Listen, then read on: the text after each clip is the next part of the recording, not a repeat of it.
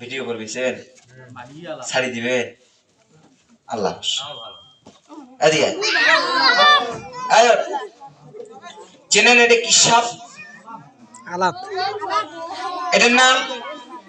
গক্ষুর আলাপ এটার নামটা গক্ষুর কামত দিয়ে বলে কবরটা খুর নামটা ঘুমা কামত দিয়ে বলে চিরদিনের জন্য ঘুমা এর নাম গক্ষুর ঘুমা একেবারে ঢিকি সোজা করেন মাটি দিয়ে সাপ ছোট কাম কিন্তু অনেক বড় একটা ঢোড়ার সাপ 10 হাত লম্বা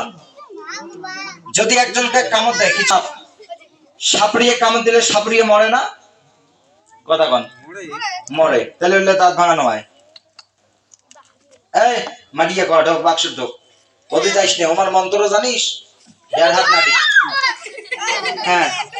একে ডাঙের সাপটা বানিয়েছি নবী সুন্নাত আদায় করে চলে যাবে থাম